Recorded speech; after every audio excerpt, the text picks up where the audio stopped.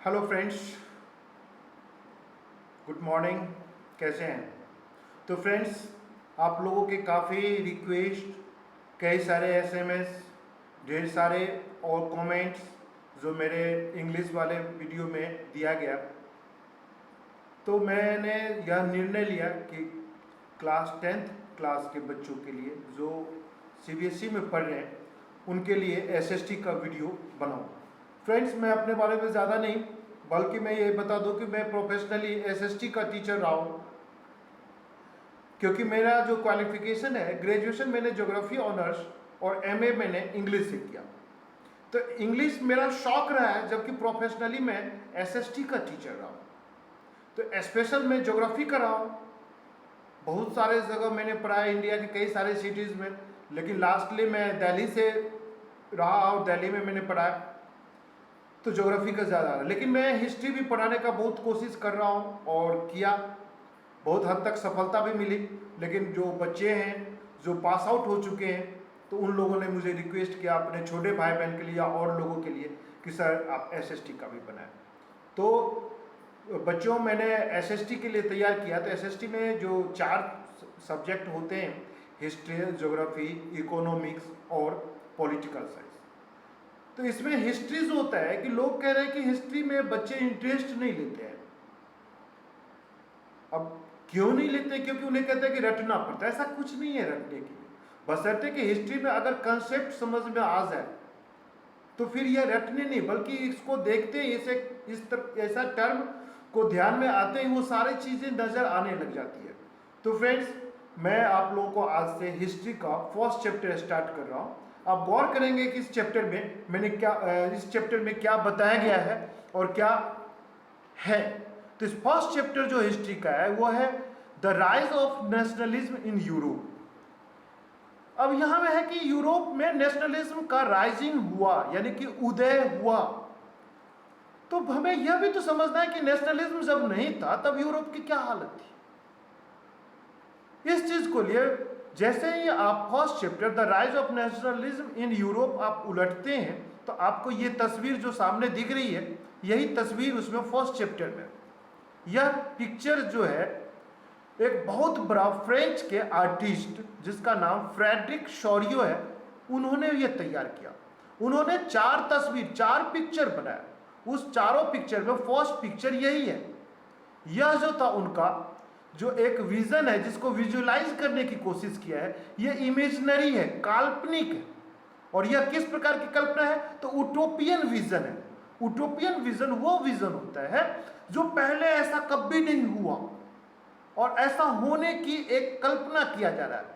तो उस समय फ्रेडरिक शोरियो ने अपने हिसाब से अमेरिका और यूरोप को एक दुनिया माना, और उस दुनिया का उसने जो था कि वहाँ में क्योंकि जो कैसी सिचुएशन रही होगी, मतलब होने की संभावना उसने व्यक्त किया, वो इस तस्वीर में किया।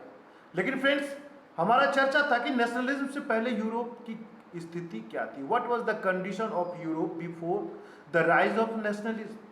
तो ये स्थिति था कि पूरे के पूरे यूरोप, ढेर सारे तानाशाह, ढेर सारे मोनार्की, प्रिंसली और प्रिंस यहाँ में थे, और ये आपस में कहीं एक जगह मेल रखते थे तो कहीं दूसरी तरफ दुश्मनी भी थी। स्थिति यह थी कि कोई राजा किसी दूसरे राजा के किसी क्षेत्र को जीत लिया तो वो किसी और क्षेत्र को जीत लिया, और यह बुरी तरीके से अपने शक्ति का प्रदर्शन करते थे।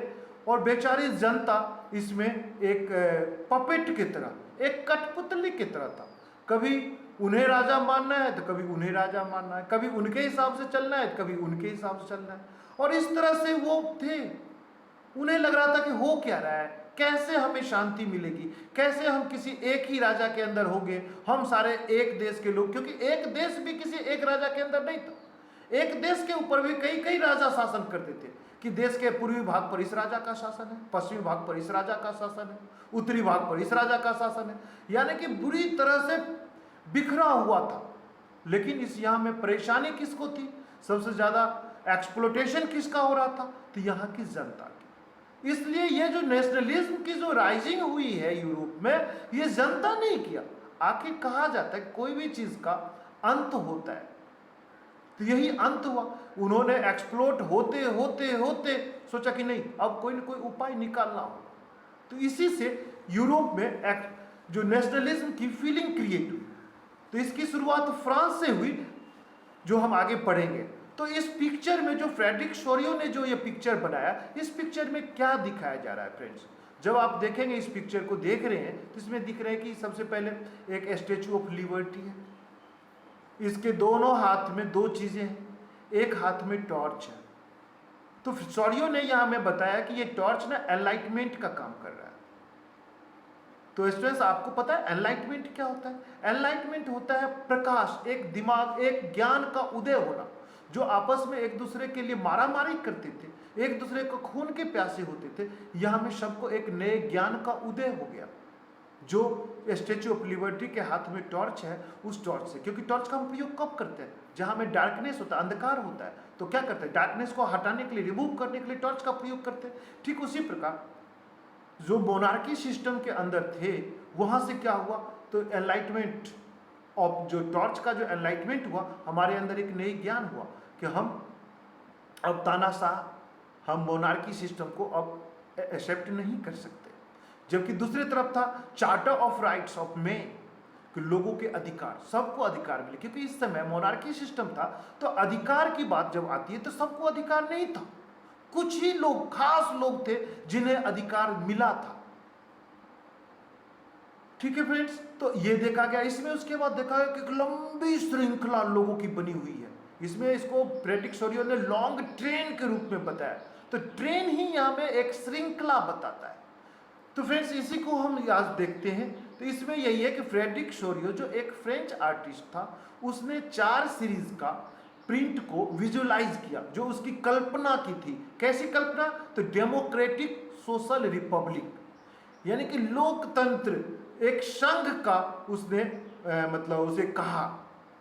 तो इस पिक्चर में वो दिखाता है कि यूरोप और अमेरिका के लोग इस पिक्चर में नजर आ रहे हैं।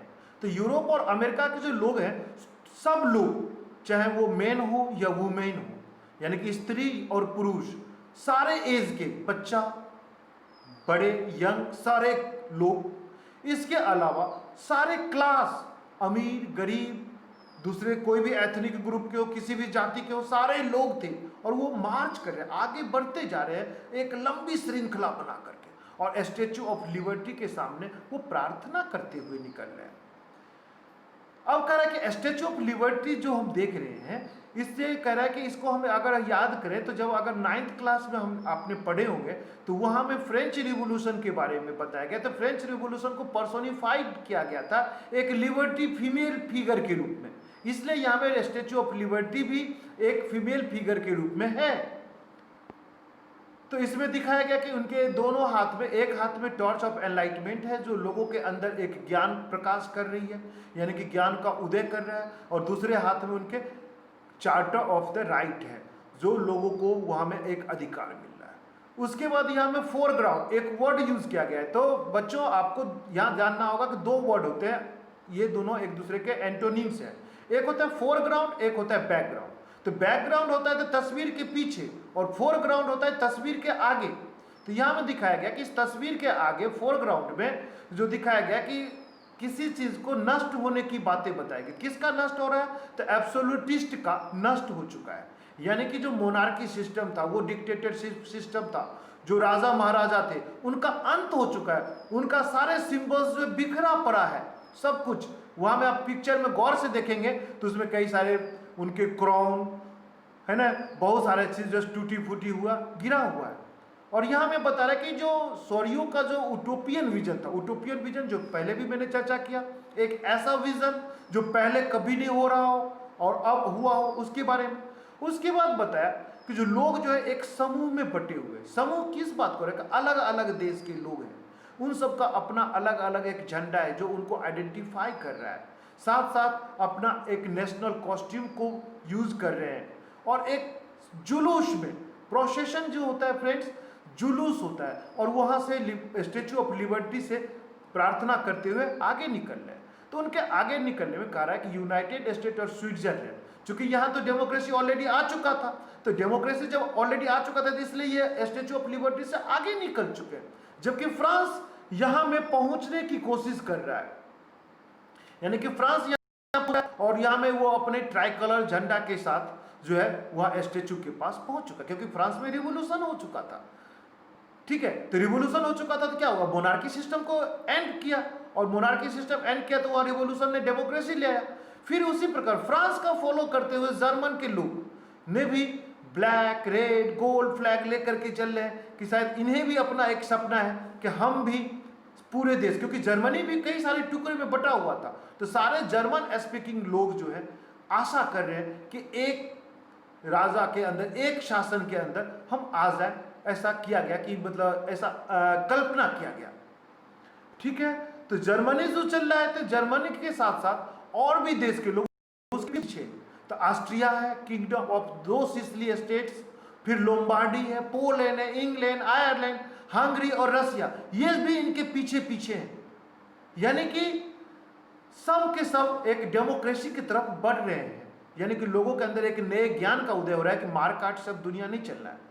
और ऐसे दृश्य को देखने के लिए फ्रेडरिक ने दिखाया कि हेवन से, स्वर्ग से भी जो है लोग, कौन कौन, तो स्वर्ग में कौन होते हैं, देवता लोग, देवी देवता लोग, महात्मा लोग, वो इस ऐसे दृश्य को गौर से देख रहे हैं कि कितना अच्छा दृश्य है, कि किस तरह से लोग के अंदर एक अच्छा सा फ्रेटर्निटी की बातें आई। तो फ्रेटर्निटी क्या होता है फ्रेंड्स? फ्रेटर्निटी होता है कि भाईचारा लोगों के अंदर बन गया है, और वो इस भाईचारा को इसमें दिखाने का कोशिश किया है। किसने दिखाने की कोशिश किया है? तो फ्रेडरिक शोरियो ने यही चीज कर रहा है। तो इस चैप्टर में कह रहा है कि इस चैप्टर में इन्हीं बातों को विजुअलाइज किया जा रहा है जो फ्रेडरिक शोरियो के द्वारा इमेजिन किया गया था। यह कब बना था फ्रेंड्स? तो मैंने ऑलरेडी चर्चा किया कि 1848 में यह बना था। तो यानी कि 19th सेंचुरी में नेशनलिज्म जो था वो प्रकट हुआ, और यह आगे बढ़ते चला गया, और पूरे यूरोप में धीरे धीरे करके बढ़ता हुआ चला गया, और फिर जाकर के इसका परिणाम यह हुआ कि एक नेशन स्टेट के रूप में यहां में बढ़ता हुआ आगे निकल गया। जो आज हम मॉडर्न में देख रहे हैं ना, इस समय ऐसी स्थिति नहीं थी। तो इन्हीं के बारे में दिखा रहा है कि यूरोप में किस तरह से नेशनलिज्म का राइजिंग हुआ, कहां से हुआ, और किस तरह से यह आगे बढ़ा, और धीरे धीरे करके यूरोप के एक एक देश जो था एक नेशन स्टेट के रूप में बन गया। यही बात फ्रेडरिक शोरियो के इस पिक्चर में दर्शाने का कोशिश किया गया है। ठीक है फ्रेंड्स, तो यही चीज को हमें देखना। अब यहाँ में है कि 2-3 वर्ड्स जो इसको है बॉक्स बेस में देखेंगे, तो यहाँ में था कि एब्सोल्यूटिस्ट, जिसको हिंदी में निरंकुशवाद कहा जाता है। तो यहाँ में क्या डिफाइन किया है, गौर करेंगे फ्रेंड्स। तो literally a government or system of rule that has no restraint on the power exercise, यानी कि एक ऐसी शासन व्यवस्था जिसको शासन करने में किसी प्रकार की कोई ऑब्जेक्शन नहीं था, किसी प्रकार की कोई रिस्ट्रेंट नहीं था, है। तो यानी कि यहाँ में जो वर्ड यूज किया गया मोनार्कियल गवर्नमेंट था, जो एक सेंट्रलाइज था, और वो हमेशा मिलिट्री एंड रिप्रेसिव थे, हमेशा आक्रामक रूप धारण किया हुआ था, उनकी सेना पे डिपेंड करता था कि उनकी सेना कितने ज्यादा एरोगेंट होगा, कितना ज्यादा आगे बढ़ सकता है। और यहाँ में फिर उटोपियन के बारे में बताया गया। तो उटोपियन, जैसे कि मैंने भी चर्चा किया था कि उटोपियन जो होता है a vision of society that is so ideal that is unlikely to actually exist, यानी कि एक ऐसी दुनिया के बारे में जो पहले कभी नहीं था, अब उसका निर्माण हो रहा है, ये चीज को बताया गया। ठीक है फ्रेंड्स, तो ये मैंने स्टार्टिंग किया। और नेक्स्ट जो देखेंगे कि राइज, जो नेक्स्ट टॉपिक आपको पढ़ने के हैं French revolution and idea of the nation, इसके बारे में हम नेक्स्ट वीडियो में देंगे। तो आपको यह वीडियो कैसा लगा फ्रेंड्स, इसको ध्यान में रखना है, और हमें कमेंट्स देकर के बताना है कि आपको कैसा लगा, क्या यह इस प्रकार की वीडियो आपके लिए उपयोगी है या बोर्ड बेस्ड वीडियो को बनाएं। तो हमें दोनों सलाह चाहिए फ्रेंड्स, और कमेंट्स साथ में। अगर चैनल आपने सब्सक्राइब अभी तक नहीं किया है तो चैनल को सब्सक्राइब करें। ठीक है फ्रेंड्स, तो bye, have a nice day.